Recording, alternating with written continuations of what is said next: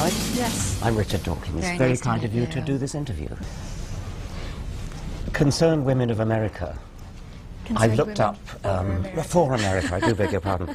I've looked up some of the things you're concerned about, and one of them is something I'm very concerned about too, which is Darwin and evolution. But why are you concerned about evolution? Yes. Well, what a person believes about how human beings were created shapes what they believe about human beings.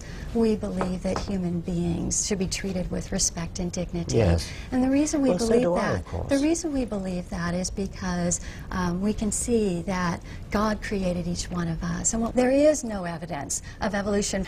I'm sorry, but you people keep repeating that like a kind of mantra, because you just listen to each other. I mean, if only you would just open your eyes and look at the evidence. Show it to me. Show me the bones. Show me the carcass. Show me the evidence of the in-between stage from one species to another.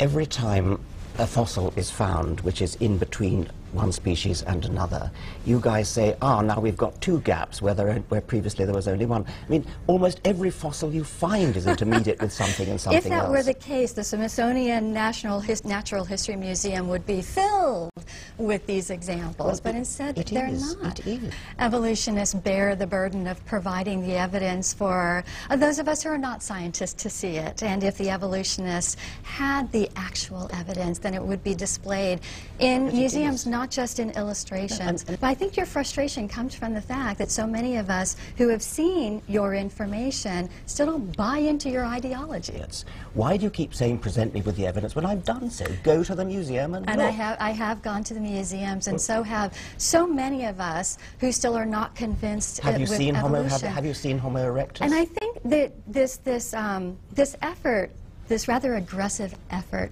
to try and talk over us and to censor us, seems to come out of a frustration that so many people still don't believe in evolution. I confess to being frustrated. It's about the fact that I have told you about 4 or 5 fossils, and you seem to simply be ignoring what I'm saying. Why don't you go and look at those fossils? And certainly, if they were in the museums, which I've been to many times, then I would look at them objectively. But we believe that God can and does intervene throughout history and in life. I don't think that there is much. I don't think there should be as much dissension between our camps, that we can come to respect one another. In fact, we do. We respect evolutionists for their beliefs, We respect evolutionists for their beliefs. I don't want to be respected for my beliefs. I want you to respect the facts. I want you to look at the facts. Don't respect me. I don't want respect. I want you to go to museums. Just go and look at the evidence. Yes, and it's what not I would funny. say... I mean, really, go and... I've told you about hominid fossils. You can go and look at the evolution of the horse. You can go and look at the evolution of the early mammals. You can go and look at the evolution of fish. You can go and look at the transition from fish to land-living amphibians and reptiles.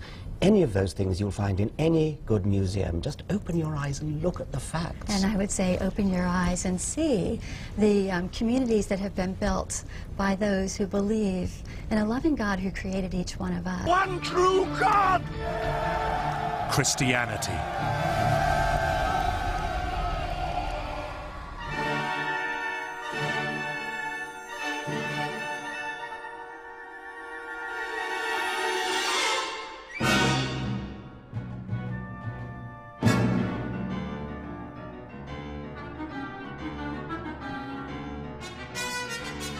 What I find is that is the kind of world that most of us would want to live in.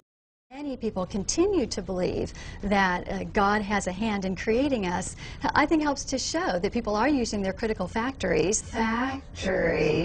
Science is a technique, a tactic for discovering and unlocking the keys of how this world works. And so we don't need to deny any facts, because the facts end up bearing out our beliefs. Sometimes it takes time for science to catch up with the beliefs that have made the best societies.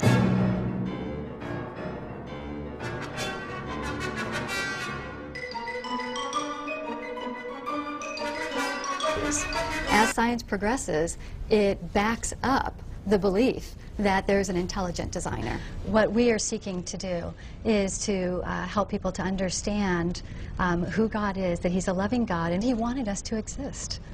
Helping people to understand moral laws of how we are to treat one another. Wendy, what are you concerned about same-sex marriage and that judge's decision to say that you can't really ban it? Well, the judge in one fell swoop labeled the millions of Americans who have voted to define marriage as one man and one woman as all bigots, that we're just filled with hatred. And, of course, that's not true. This is one activist judge. I wonder what you're getting at. How does it, by the way, hurt traditional marriage to have gay marriage? Let's look at what's happened in Massachusetts and in other parts of the country, sure, that places in which same-sex marriage was imposed. There ends up being discrimination and prejudice against people who believe that marriage is between one man and one woman. The idea of same-sex marriage and imposing it on us as a legal entity does result in that it leads to discrimination and prejudice against people who believe that marriage is between one man and one woman. Let me figure out where you're coming from. Do you think it's all right for a gay person to teach in high school, in a public school? You know, this is talking about yes marriage. Or no? No, I'm asking you about it. I'm asking where you're coming from. Chris, because I'm wondering whether you're just... No, I'm asking how broad is your opposition to gay rights is what I'm trying to figure out. No, I think you're trying to change the subject because you realize the majority of Americans do define marriage as one man and one woman. I'm trying to understand what this argument's about. Is it about the gay orientation of people? Is it about two people getting together of the same gender? Maybe they're not going to have sex. Who knows? They just want to get married. How does anybody know what goes on in a marriage? Chris, a lot of people who are married, by the way, don't have sex. Nobody was talking about sex, Chris. Well, what are you talking about? What is your opposition to two people of the same gender having a marriage? What is your opposition to it? Chris, people are free to make their own living arrangements. They're not free to redefine marriage. No. You're laughing at public officials. I wonder what the joke is. That's what I can't figure out. Chris, let's take a breath. Sounds like you got a real problem with the gay orientation of people, to me. You don't want to talk about teachers. You don't want to talk about... The whole thing seems to be bothering you. Chris, I think you have a problem with talking about marriage. You keep diverting the topic. I'm just trying to figure out what your opposition is based upon, and I still don't get it. It's not going to affect the marriage between a man and a woman. Tell me how it affects the marriage between a man and a woman. Just give me that quick answer. How does it affect the marriage between a man and a woman if people of the same sex get married? Because homosexuality has been taught to their children in the schools. It does, and it impacts our religious beliefs to be able to live out our beliefs, that we then end up being persecuted. Look at what happened to the people who supported Prop 8 in California. So this is going to end up leading to the persecution of straight couples, right? Look at what happened in California. Isn't that what you're saying? You just said it's going to lead to the persecution of... Is it going to lead to the persecution of straight couples? Look at what happened in California and in Massachusetts. Okay, Look at the facts.